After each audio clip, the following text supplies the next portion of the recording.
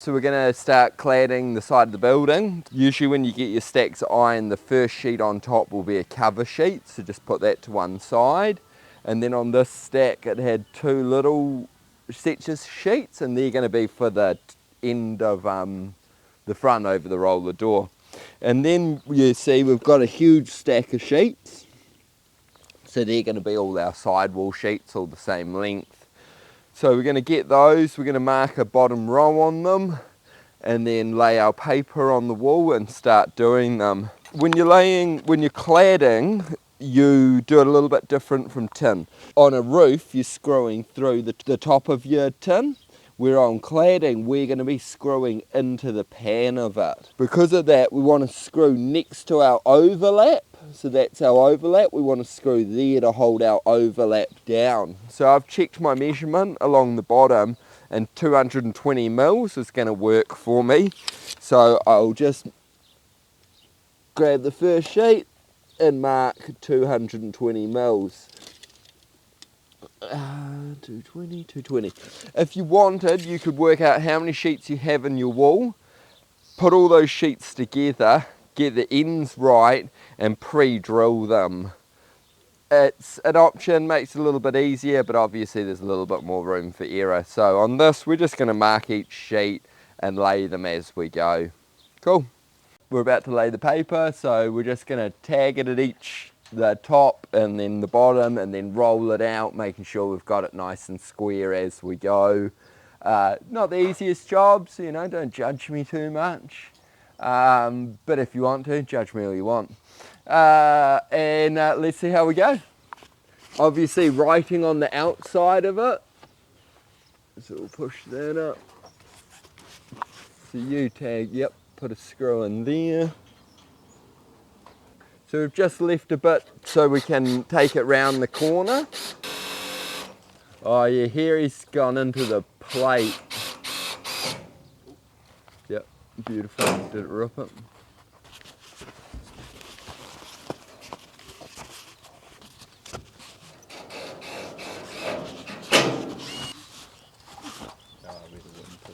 Oh yeah, hard out.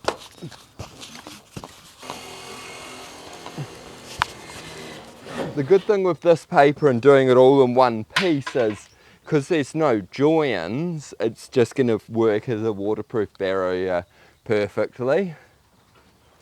Not all sheds have this. If your shed doesn't have it, it's only because this shed's getting lined on the inside that the customers have decided to do it.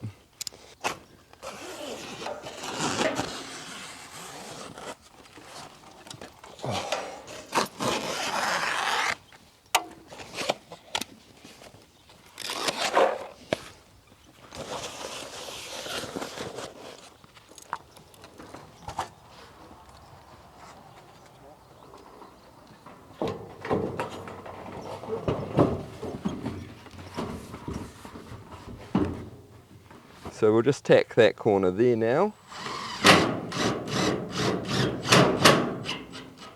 And then we're just going to put the level on here and see how level we are.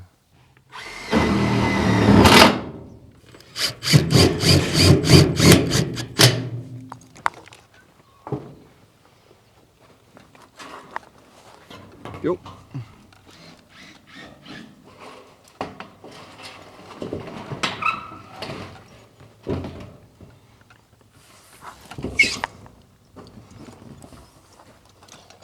You just hold that there and same height there. Black, really hard to see your pencil marks on. And the trick here is really trying not to over tighten these. You over tighten these little screws and it's going to put a real dish into your sheet of iron and not look as nice. So just really give it a little bit of pressure on that, and then if you do over tighten it, you can always just back it off a little bit. So chuck that level on.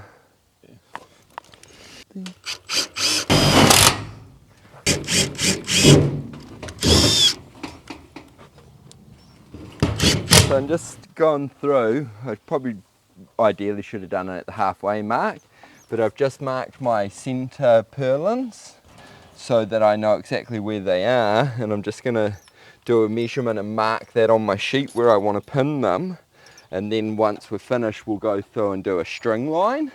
But it just means that if there's any variation on your top hat, which generally there's not because it's all very straight with steel, you just know you're going to be hitting every time. So, but here I'll measure, do it right there, into the centre of there, 1.1, 1.15.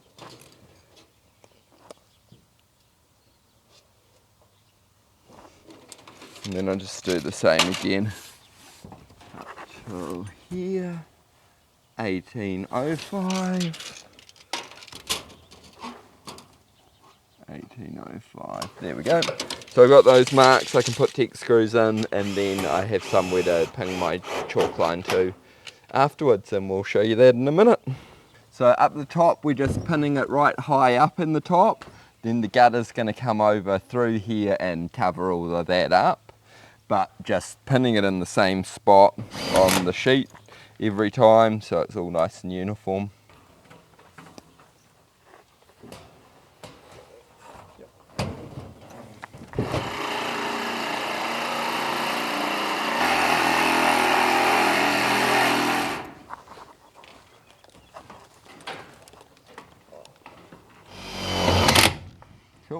Cool, so now what we're doing is laying out our end wall. So on the plans it shows they've worked out all the sheets in differing lengths to do your end wall. So there'll be 2 at 3.5, 1 for each side of centre, and then continuing down. So now what we're doing is splitting the stack up, and the guys are taking it round to the other side and laying it out so we can start putting it up in the order it's meant to go. On the front, like you'd seen earlier, we had a couple of short sheets. So above the door header, they're only going to be a 1.2, you know, coming down and then back to a long sheet. So as they get through this pile, there'll be 4 at the 3.2. Oh no, they're all, oh yep, there's 3.2 there. So they'll just split it all up and lay it all out so you know exactly where it's all going before you start putting it all up.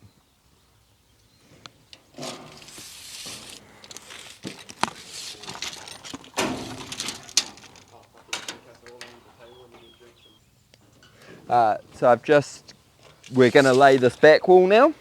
So I've done all my measurements and checked that it's going to work, and I'm just marking all my measurements on the sheet this time, so then we'll be able to put it up and screw it off as we go. So I've just double checked it in a few spots to make sure it's going to work perfectly. I've written it on the wall so I can see what I've done and marked it on my tape. So we're going to go through do that. We're also going to cut the angle on the top of these sheets now and then put them up, but we'll also show you how you can cut them when they're up there as well, so there's a few options. So we're cutting the raking cut for the tops of these. If you can borrow one or you're a commercial shed builder, set of nibblers is a really handy tool for this job, so I'll show you those.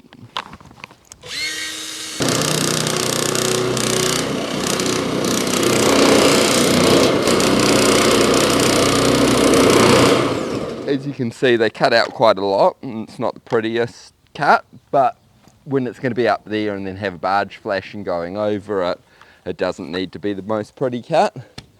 The other option is just back to the reds and greens, ye old faithfuls. So I'm just doing a cut away from my line to start with, just because it's a bit rougher like this. And then if I want to do a nicer cut, I can just take a bit more time, cut up with my greens. I'm not closing my snips completely till the end of the cut. Every time you close them, you tend to move off line more, so you're just cutting with the back of the cutters more. So you get a lot done with a set of reds and greens. Yeah, I think for about $100 you get a good set and well worth the money, where you're going to be able to pretty much do everything on your own kit set shed with them. So, you know, probably worthwhile buying a set of those.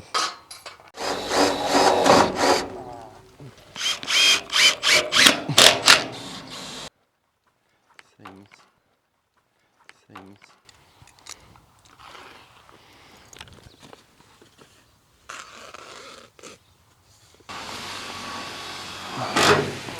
Yeah. Here, come grab the other end of that, buddy.